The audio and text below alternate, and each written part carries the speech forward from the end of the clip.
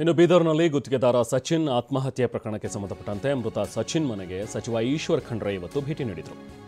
ಬೀದರ್ನಲ್ಲಿ ಗುತ್ತಿಗೆದಾರ ಸಚಿನ್ ಆತ್ಮಹತ್ಯೆ ಪ್ರಕರಣಕ್ಕೆ ಸಂಬಂಧಪಟ್ಟಂತೆ ಆಗ್ತಾ ಇರುವಂಥ ಬೆಳವಣಿಗೆಗಳಿದು.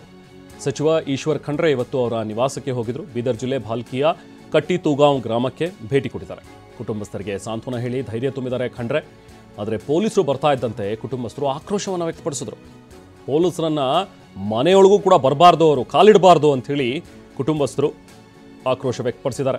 ಯಾಕೆ ಅಂತ ಹೇಳಿದ್ರೆ, ಈ ಘಟನೆ ಆದಾಗ ಹೋಗಿ ದೂರು ಕೊಡೋಣ ಅಂತ ಹೇಳಿದರೆ ಪೊಲೀಸರು ದೂರು ತಗೊಂಡಿಲ್ವಂತೆ. ಸೊ ಹಾಗಾಗಿ ಪೊಲೀಸರ ಮೇಲೆ ಆಕ್ರೋಶ ಇದೆ ಕುಟುಂಬಸ್ಥರಿಗೆ. ಪೊಲೀಸರನ್ನ ಹೊರಗೆ ಕಳಿಸಿದ್ದಾರೆ ಸಚಿನ್ ಕುಟುಂಬದವರು. ಸಚಿವರನ್ನ ಮಾತ್ರ ಒಳಗೆ ಬಿಟ್ಕೊಂಡಿದ್ದಾರೆ. ಆಗ ಒಳಗಡೆ ಹೋದಂತಹ ಈಶ್ವರ್ ಖಂಡ್ರೆ ಕುಟುಂಬಸ್ಥರೊಂದಿಗೆ ಮಾತಾಡಿದ್ದಾರೆ, ಸಾಂತ್ವನ ಹೇಳಿದ್ದಾರೆ. ಸಚಿವ ಪ್ರಿಯಾಂಕ್ ಖರ್ಗೆ ಅವರ ಆಪ್ತ ರಾಜು ಕಪನೂರು ಹೆಸರು ಬರೆದಿಟ್ಟು ಸಚಿನ್ ಆತ್ಮಹತ್ಯೆಯನ್ನು ಮಾಡಿಕೊಂಡಿದ್ದು. ಈತ ಒಬ್ಬ ಗುತ್ತಿಗೆದಾರ. ನನಗೆ ತುಂಬ ಟಾರ್ಚರ್ ಆಗ್ತಾ ಇದೆ, ಲಂಚಕ್ಕೆ ಬೇಡಿಕೆ ಓಡ್ತಾ ಇದ್ದಾರೆ, ತೀರ್ಸೋಕ್ಕಾಗ್ತಾ ಇಲ್ಲ ನನಗೆ ಅನ್ನುವಂಥ ಒಂದಷ್ಟು ಕಾರಣಗಳನ್ನು ಹೇಳಿ ಈತ ಆತ್ಮಹತ್ಯೆಗೆ ಶರಣಾಗಿದ್ದ. ಸೊ ಈಗ ಅವರ ಕುಟುಂಬಕ್ಕೆ ಸಾಂತ್ವನ ಹೇಳೋದಕ್ಕೆ ಸಚಿವರು ಬಂದಿದ್ದರು. ಸಚಿವರ ಜೊತೆಗೆ ಬಂದಿದ್ದಂಥ ಪೊಲೀಸರಿಗೆ ನುಡಿಯಲ್ಲಿ ತಡೆ ಒಡ್ಡಿರೋದು. ಪೊಲೀಸರು ಯಾರೂ ಒಳಗಡೆ ಬರಬಾರ್ದು ಅಂಥೇಳಿ ಕಿಡಿಕಾರ್ತಾರೆ.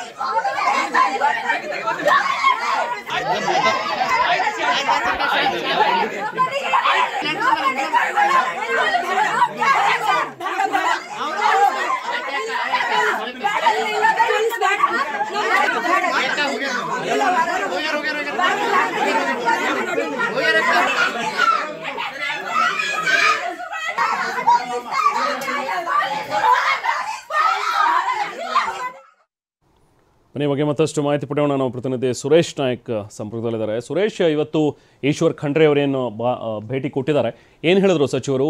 ಕುಟುಂಬಕ್ಕೆ ಏನಾದರೂ ಪರಿಹಾರದ ಬಗ್ಗೆ ಮಾತಾಡಿದಾರಾ? ಯಾವ ರೀತಿ ಸಾಂತ್ವನ ಹೇಳಿದ್ರು? ಏನು ಹೇಳ್ತಾರೆ ಸಚಿವರು? ಖಂಡಿತವಾಗ್ಲು ರೆಹಮಾನ್, ಏನಂತಂದ್ರೆ ಇವತ್ತು ಬೀದರ್ ಜಿಲ್ಲೆ ಬಾಲ್ಕಿ ತಾಲೂಕಿನ ಏನು ಗುತ್ತಿಗೆದಾರ ಸಚಿನ್ ಅವರ ಕುಟುಂಬಸ್ಥರ ಜೊತೆಗೆ ಇವತ್ತು ಈಶ್ವರ್ ಖಂಡ್ರೆ ಅವರ ಮನೆಗೆ ಭೇಟಿ ಕೊಟ್ಟು ಅವರಿಗೇನು ಸಾಂತ್ವನ ಕೂಡ ಹೇಳಿರ್ತಕ್ಕಂಥದ್ದು. ಯಾಕಂದ್ರೆ ಸುಮಾರು ಅರ್ಧ ಗಂಟೆಯಿಂದನೂ ಕೂಡ ಈಗಾಗಲೇ ಕುಟುಂಬದವರ ಜೊತೆಗೆ ಚರ್ಚೆನೂ ಕೂಡ ಈಗಾಗಲೇ ಮಾಡ್ತಾ ಇರ್ತಕ್ಕಂಥದ್ದು. ಯಾಕಂದ್ರೆ ನೀವು ಯಾವುದೇ ಕಾರಣಕ್ಕೂ ಆತಂಕಕ್ಕೆ ಒಳಗಾಗಬೇಡಿ, ಸರ್ಕಾರ ಇದೆ, ನಾನು ಕೂಡ ನಿಮ್ಮ ಜೊತೆಗೆ ಇರ್ತೇನೆ ಅನ್ನೋ ಒಂದು ಮಾತನ್ನು ಕೂಡ ಅವರಿಗೆ ಭರವಸೆನ ಕೊಡ್ತಾ ಇರ್ತಕ್ಕಂಥದ್ದು. ಯಾಕಂತಂದ್ರೆ ಇದು ಈ ಸಾಕಷ್ಟು ಸಲ ನಿನ್ನೆನೂ ಕೂಡ ಬಿಜೆಪಿ ಸಾಕಷ್ಟು ಶಾಸಕರಿರ್ಬೋದು ಎಲ್ಲರೂ ಕೂಡ ಬಂದು ಇಲ್ಲಿ ಕುಟುಂಬಸ್ಥರ ಭೇಟಿ ಮಾಡುವಂತ ಕೆಲಸಕ್ಕೂ ಕೂಡ ಇಲ್ಲಿ ಕೈ ಹಾಕಿದ್ದೀವಿ. ಆದ್ರೆ ಇವತ್ತು ಖುದ್ದು ಬೀದರ್ನ ಜಿಲ್ಲಾ ಉಸ್ತುವಾರಿ ಸಚಿವ ಈಶ್ವರ್ ಖಂಡ್ರೆ ಕೂಡ ಇವತ್ತು ಬಂದು ಕುಟುಂಬಸ್ಥರ ಜೊತೆಗೇನು ಚರ್ಚೆನೂ ಕೂಡ ಮಾಡಿರ್ತಕ್ಕಂಥದ್ದು. ಯಾಕಂದ್ರೆ ಸರ್ಕಾರ ನಿಮ್ ಜೊತೆ ಯಾವಾಗಲೂ ಕೂಡ ಇರ್ತಾಗ ನೀವು ಯಾವುದೇ ಕೂಡ ಧೈರ್ಯನೂ ಕೂಡ ಕಳ್ಕೋಬಾರದು. ನಾವು ಯಾರು ಆ ತಪ್ಪು ಎಸಗಿದ್ದಾರೆ ಅವ್ರ ಮೇಲೆ ಖಂಡಿತವಾಗ್ಲೂ ಕೂಡ ಏನು ಕ್ರಮ ಕೈಗೊಳ್ತೀವಿ ಅನ್ನೋ ಮಾತನ್ನು ಕೂಡ ಅವರು ಕುಟುಂಬಸ್ಥರಿಗೆ ಹೇಳಿರ್ತಕ್ಕಂಥದ್ದು. Rhema, okay, thank you Suresh.